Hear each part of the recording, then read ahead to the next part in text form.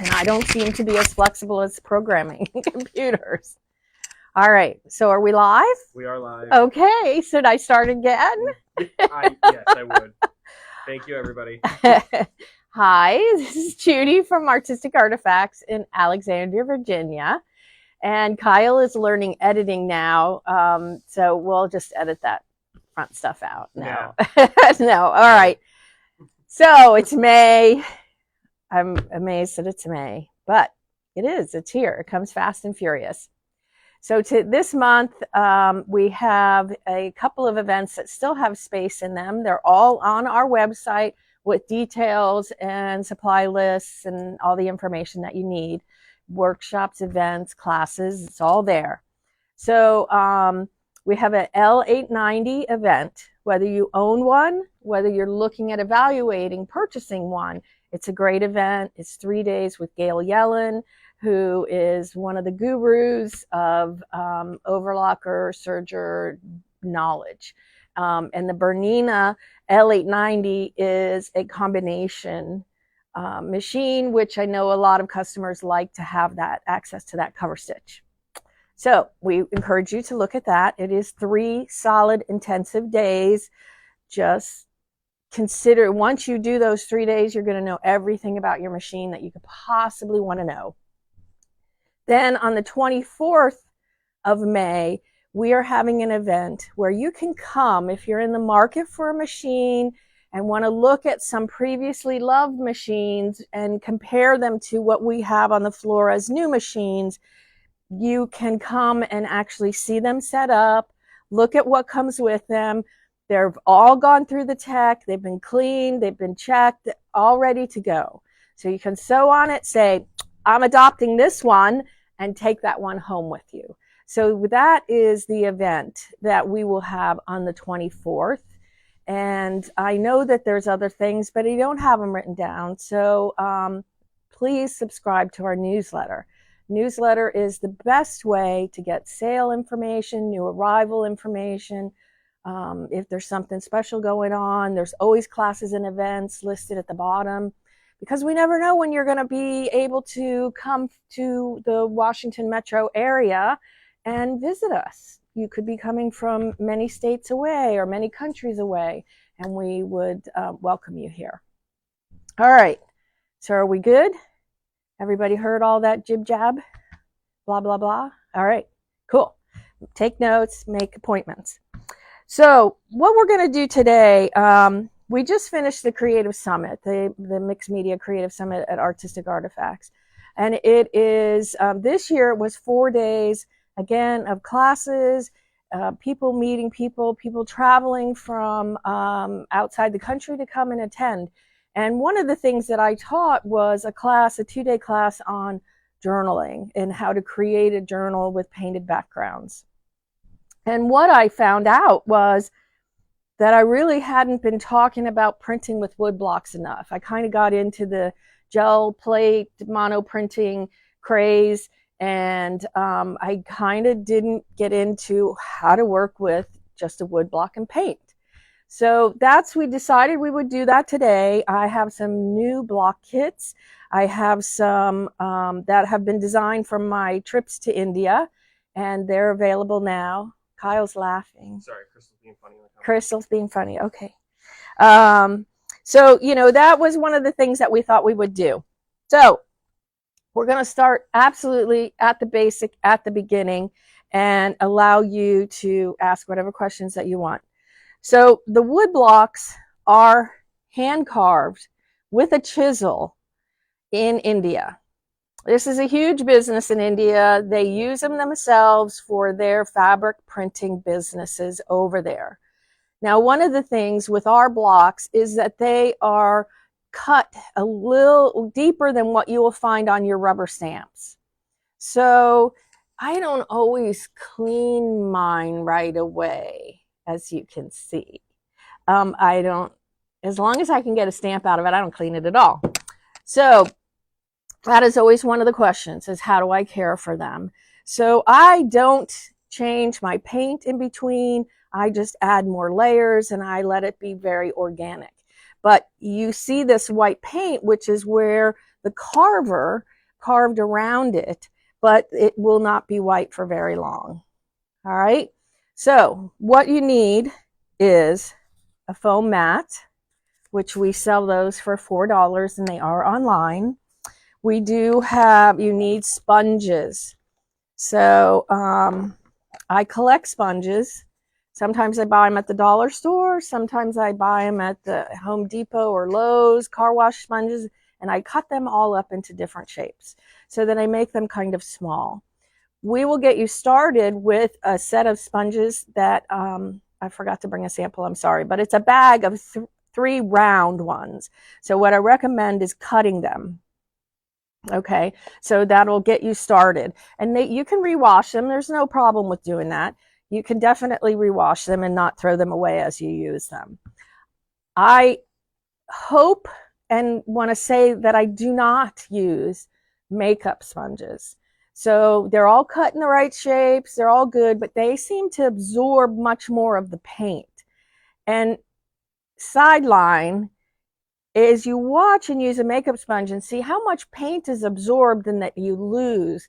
Maybe they're trying to make you use up your foundation or your makeup a little bit faster because the sponge is sucking it up, but that's up to you. Unrelated topic. So I have my mat. I have a piece of fabric, and these do work on paper. They work on things that give a little bit. So very canvas. A canvas is stretched, it's tight, it's bubbly. I would not recommend printing directly on that. So you want to have your surface have a little bit of give. Does that make sense? Fabric is what I work in, so I usually do that first. Okay, so I talked about paint in a previous Facebook Live, whether something has, okay, there's a 2-ounce paint and there's a fluid paint. This is more like pudding. This is fluid, so it pours out of the top. So those are 2 AA Artistic Artifacts textile paints. So let's see here. I usually use more than one color. So I like it to mix a little bit. So we'll be very bright today. Oops, whoa, that was close. All right, I'm going to use this. You can see I have colors that just kind of, I usually use 2 colors. I don't specifically say I want pink here and purple here. I just kind of do an all over color mixing. So, and the sponge, you don't want to brayer this. For some reason, if you brayer or if you wipe your sponge, you're not going to leave enough paint on it to stamp. So then we put it down.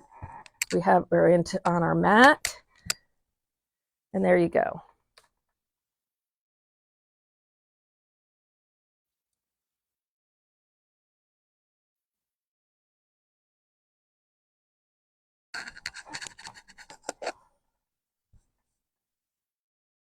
You don't pull your block back up and stamp back down. The lines will not ever match.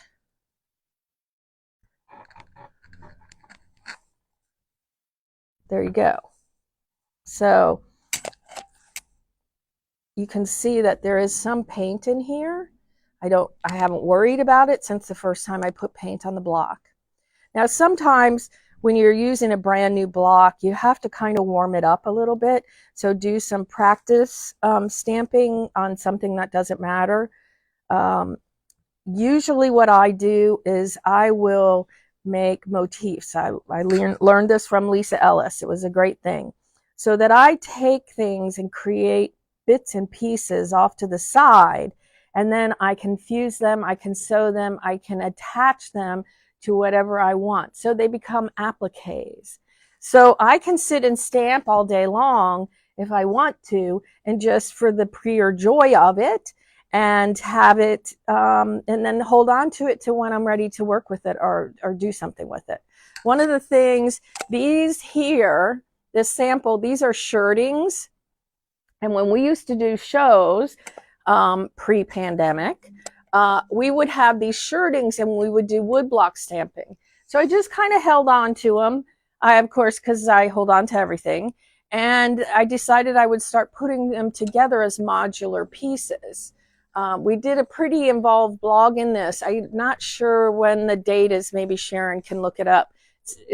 Okay, Sharon will have it in the links. But they are individual pieces here. This is the wood block. And then they've stitched, I did multiple ones, and then I stitched them together. Yeah. Oh, there's a needle in one. I guess I wasn't done. I was putting beads on it. There you go. I guess I better finish that before somebody sticks theirself. So this was, all the hand stitching was done ahead of time, and then I decided I would put some red beads on there too. So there you go. So that's an idea of just stamping and stamping. And then, you know, you have a drawer full of stamped items, what I consider your stash drawer, and then you go with that. So that's directly printing from a wood block to fabric. So I guess while you're back here, Kyle, we should show them our samples. There's a class that I have taught previous years about wood block printing, where you come and print, and then we make a little bit of a little banner. It's on felt. It's fused together. It's just used zigzags, very, very simple, small, and it's, you know, kind of, you can see this is green tones, and we stayed in the green tones. This little bird block is really fun. Liz did this piece. The two of us kind of added bits and pieces to it. It's hand dyed. It's painted background and then woodblock printed with a teal on top of it. So it's multi-layers. I love that bird, and I came down here and I just, again, we stamp all this stuff when we were doing shows, and I decided, well, let's look at hand stitching with it. I've used them to hand stitch on quite a bit. I love to use it as a motif and a guide. Doesn't matter if the paint shows or doesn't show. It just gives you the guidelines to do it. So you can compare this bird to this bird. They're all the same woodblock bird. Can you remind some of our new joiners of the foam mat of the wood blocks? Okay, yes, you have to have a foam mat underneath the wood block. So when we've used rubber stamps, and rubber stamps in themselves give, but the wood blocks don't give. So your surface that you're printing on has to give. So you need this foam mat, and it needs to have some depth to it and some density. It's kind of specific. We sell them online for $4. We know it works. And I used to try a whole lot of different things, a mouse pad. The only other thing that I found that works is a gel plate, one of the synthetic mono printing plates. But otherwise, you need a very specific mat to have it work. That is the most important tool you can have. Is that right? Okay. All right. So, another piece that I did, again, it was all sampling at shows. I just had this piece of fabric. It's a batik that I started woodblock, showing the owl woodblock. And I thought, okay, well, it's owl sitting there. And I took painter's threads and some fibers, and I tried to do them all differently. And then I left a few open because I wanted you to see the paint and what it looked like. So this just hung at Woodlawn Needlework Show. This one is another kind of banner type piece that's similar to the shells. So this is black and red and white. And you can see my words here, which I will show you in a minute. And then this one is one we've done a long time ago. And this is actually gesso. We ran out of white paint, and these are all monoprinted pieces in the back, and we wanted to be able to stand out the leaf. So we ran out of white, and so we pulled gesso and used the gesso, and the gesso worked too. And the gesso is very opaque, and you can't see behind it. This would have been the first print. We were trying to see if we could get some shadow prints, and it really doesn't. I get one print per putting paint on the block. So those are just some samples of how we have used woodblock prints and for fabric. And that's what we've used for a long time. So are there any questions so far? Carrie Luoma, actually, wants to know if you can print on furniture. No. And then we've got Gigi who wants to know if you can, if you needed to reapply the paint each time. Yes, you do need to reapply the paint each time. So that is definitely something that you do. So it's direct print, one print. You can't print on furniture or walls or directly because you need this surface. You need this surface to give. So it's not going to work that way. So you have to print it on something else and apply it to hard surfaces. That is one of the things that's important. So, yes? Could you use Stencil Butter with woodblock? Probably. I haven't tried it, but it probably would work. You can use decolorant with wood blocks. You can, I mean, there's all kinds of different things that you can use. I'm thinking, yeah, try it. Let us know what happens. When I do get to the point where I wash the blocks, I actually just take a very big scrub brush, like a scrub brush. This is long. You know, we used to scrub our boat with it. You can scrub your floor with it. Hard bristle. Skip the toothbrush. The toothbrush won't last 2 seconds. Only because I started there. Toothbrush, nail brush. Now I'm to the floor brush. You scrub it just to get the paint out. Metallic paint will be harder than non-metallic paint. That dries faster. It has some additives in it to make it metallic, and that is going to be a little tougher. When at extreme situations, which is normally me, I will take a pan, like a cookie sheet, and put a little bit of Murphy's oil soap in there, concentrate, and water it down just a little bit, but this is concentrate. And then I take the wood blocks and I put them down in the tray, leave them overnight, and then that loosens up the acrylic paint, and then I scrub them again. Well, I always am scrubbing them. And then when I dry them face down on a towel. I don't dry them this way. So I used to be very specific about how I did that, and then as I traveled in India, they're using dyes and waxes and all that stuff, and they honestly just throw them into big buckets to wash them. So, okay, they're not China, I guess is what I want to say. They're not breakable, they're not fragile. This is just how I do it. All right, one of the things I did show you previously, and I'm going to show you one more time, is that when you're working with a monoplate, it allows you to do a couple of different things.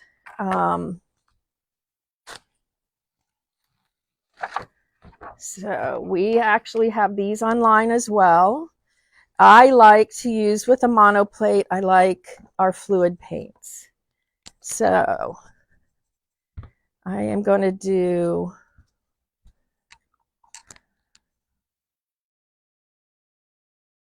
another way to use them.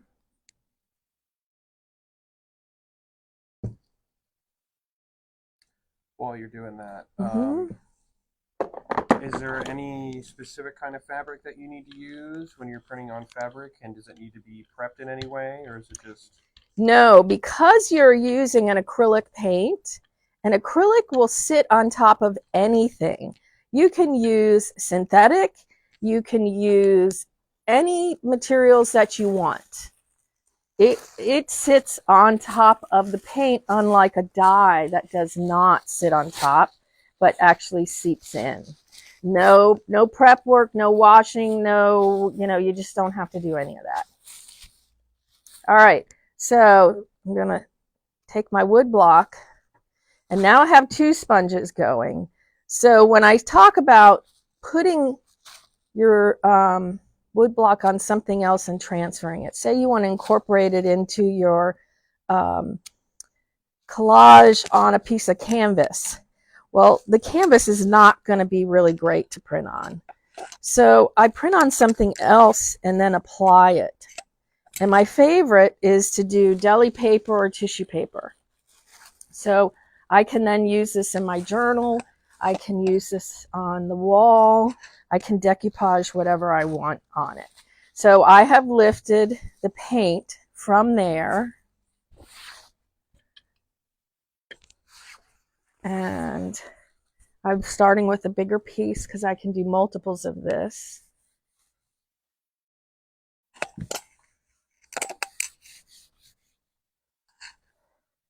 Now I have a new piece of fabric. So you can see. Then that just becomes my block printed stash. And I can leave this piece of fabric this big and just continue to print on it repetitively. And then maybe I want to put a stencil on and add more paint. So, because I'm always telling my students that we want to layer things. And you can see I don't have much paint left on there. So that is the mono printing. And it's a really easy way to use the wood blocks as well. All right, any questions? I think I did a little bit more on that when I talked about different types of paint that we use. So now let's do one more. So one of the kits that we received is our Alpha and Numeric. So I have a little bit of a mixture. This is the kit right here that it has upper and lowercase and numbers. And then let me see. Of course, I should have picked this out before, so I could actually give you a word. We have a larger one. Remind everybody again what kind of fabric you were just using. I was just using muslin Avalon. That is, we sell that all by the yardage, and it's pretty inexpensive, and it's great all-purpose. It's a little tougher on hand stitching, so you maybe don't want 200 count, but I've done that. I can't spell any words. Why can I not spell any words? B. Good.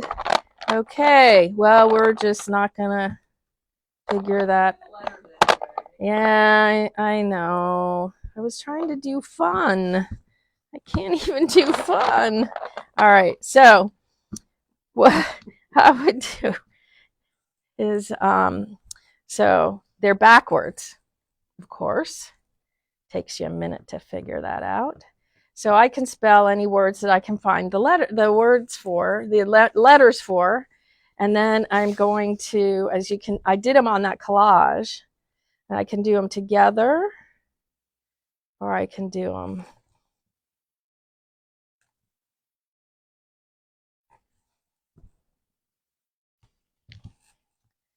So these are really great. You have the alphabets, you have the numbers, you can do any words you want. That's how these were made. Or be brave, create, grow. That was when I could find the alpha pieces that I wanted. What here? Create, be brave, and grow. Those were all done with wood blocks.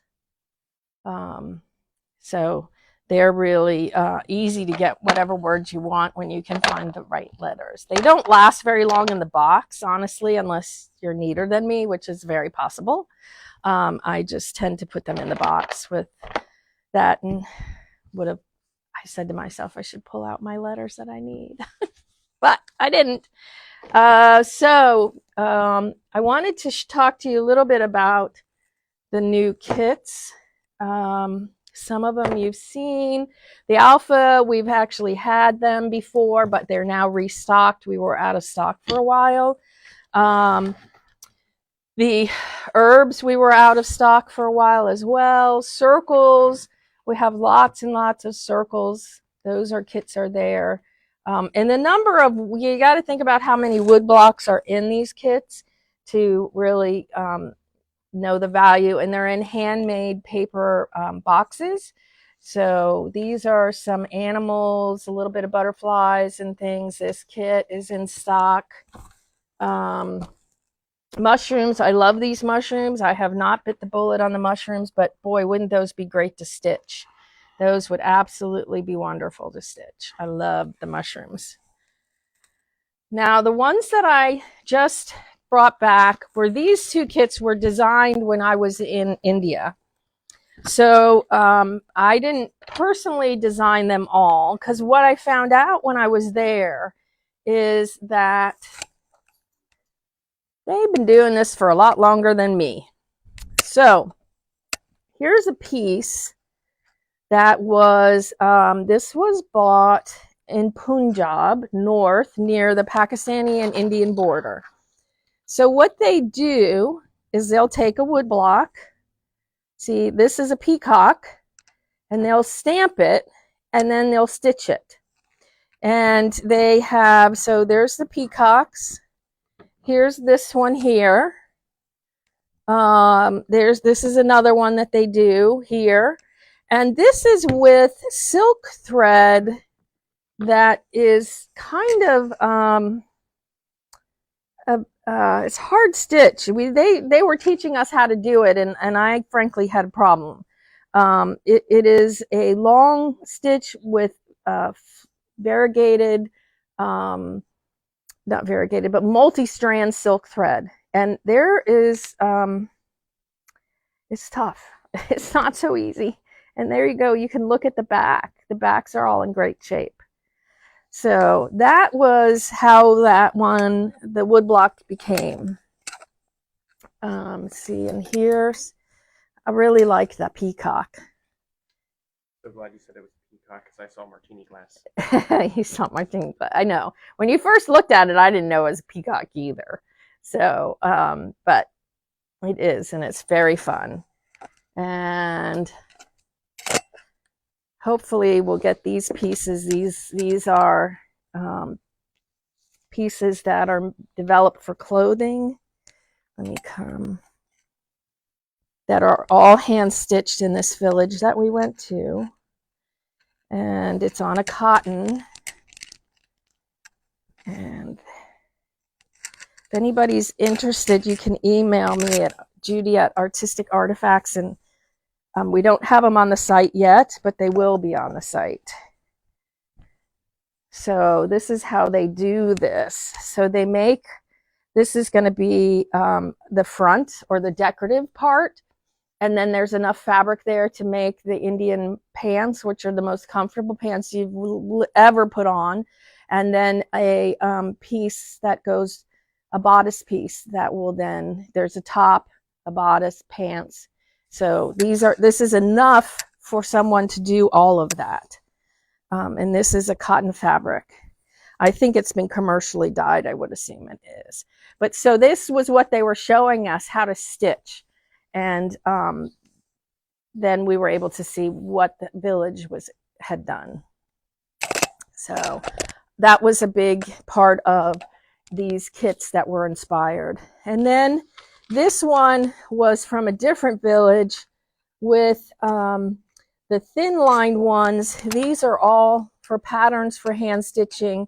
And then as I went around and saw different pieces of carvings and wood carvings and such, then I used those to transfer into wood blocks as well.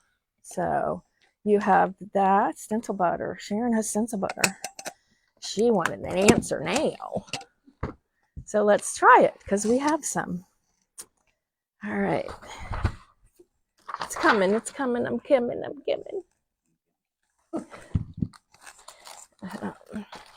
And the other thing I want you to notice is the boxes are different. I am so happy the lids are not attached. Makes it easier on everyone. All right, so let's see what this does with the stencil butter. So yeah, see, I think I would have to water this down, but we'll just try it. This is very thick compared to the pudding, but it does spread. That is very true. Yep, that's what they tell us.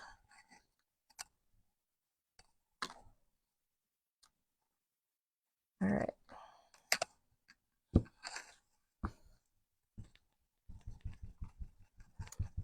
So anything that is a water base is, it has a certain amount of water in it. Sometimes it's more, sometimes it's less. And as you use these products, they will tend to dry out. This one is just thick also, I'm not sure. I think I got a little globby, but it worked.